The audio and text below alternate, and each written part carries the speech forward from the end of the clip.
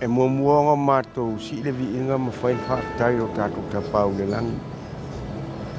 Wa o lea ua ma whai ai o na mātou toi whasile whai. Ia ma le pai o le au whainga luenga. Lo o lātou whaatau tai ala mātou tausala online.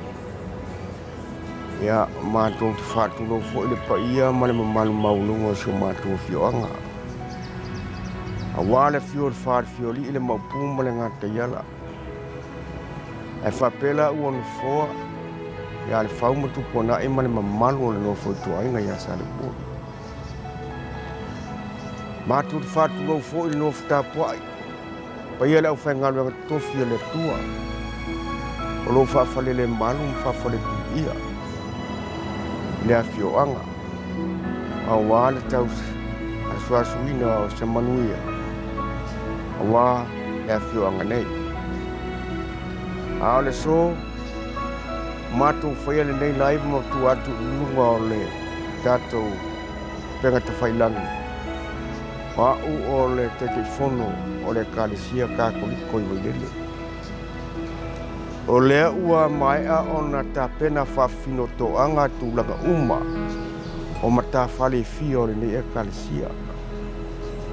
Ma watu lunga o le penga te whailangi.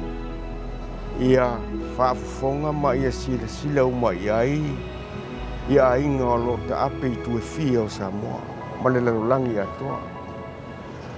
Le ala leo lo mātou tue ta pena atu le nei lai wha mole. I outou tangia.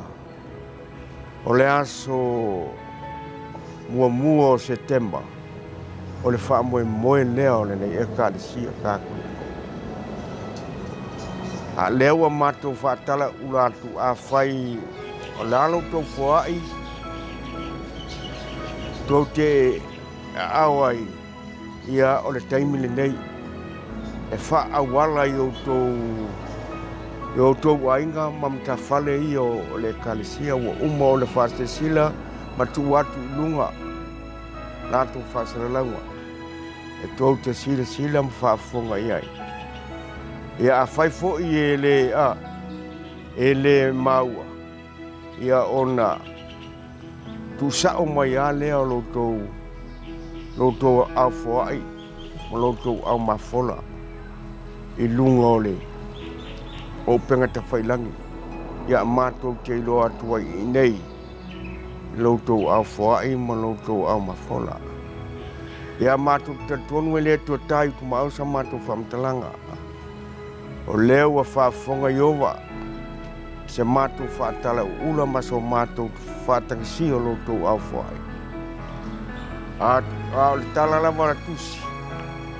E le sili le manuia o le nā te whaai. I le o le nā te talia. Mātou ki talo atu ma to e whaamanatu atu.